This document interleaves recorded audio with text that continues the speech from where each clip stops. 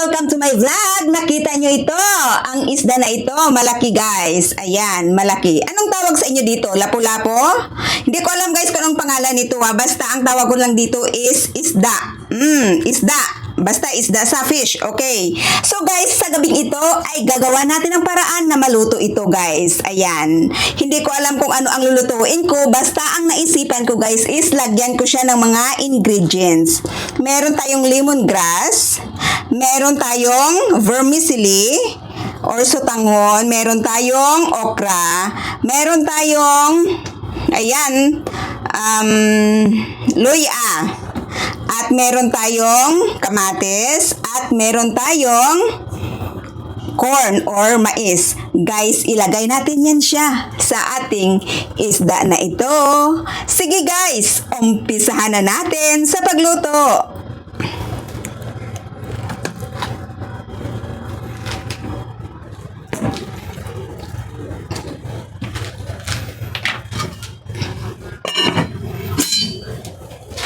Dito sa pot na ito, ilagay ko ang isda. Parang steam lang siya.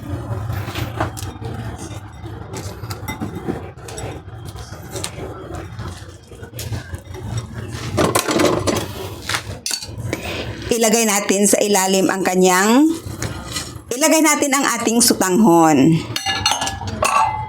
Bali, ano lang siya guys, yung banig niya baga. Anong banig daan? Foam. Ito, ilagay natin siya. At ito, ang isda, ilagay natin siya dito, guys. Ayan. Wow! Putulan natin ang ikog kasi medyo mahaba ang ikog niya. Actually, hindi naman yan kinakain ang ikog. Ayan. Okay, nagkasya na siya. Guys, nagkasya na.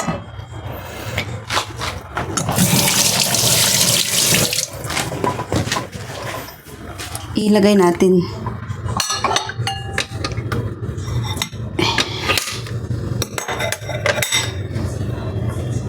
Ayan.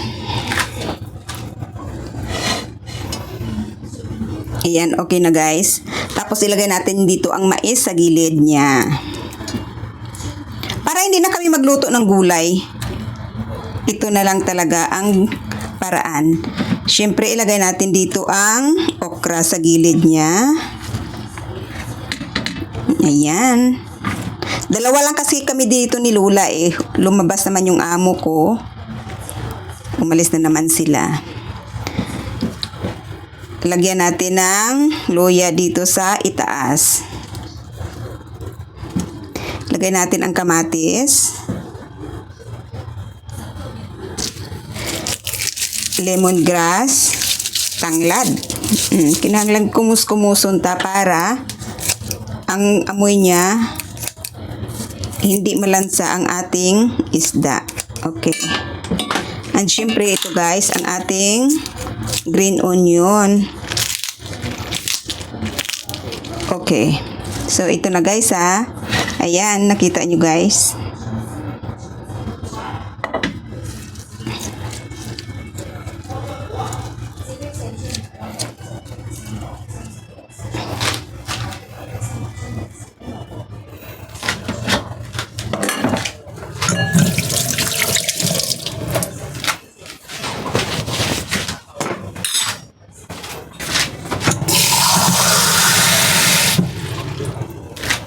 Lagyan natin ng tubig guys.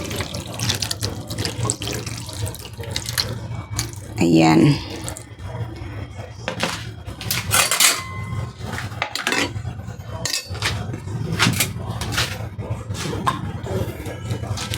Lagyan natin ng black pepper.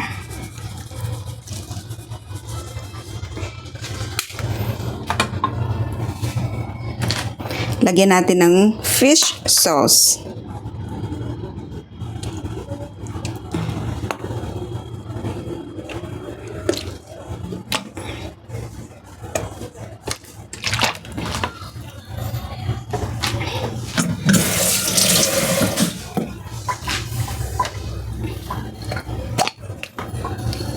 Lagyan natin ng paminta. Lagyan natin ng ginisa mix para malasa. Sa sabaw pa lang malasa na talaga yan.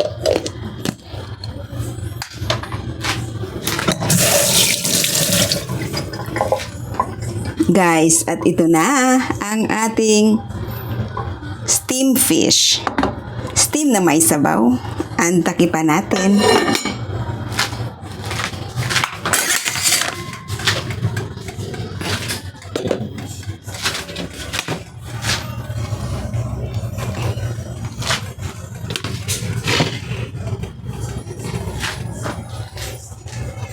Ilagay natin dito at paapuyan natin guys. Ayan, low fire lang. So, tingnan natin mamaya kung ano ang kinalabasan niya guys.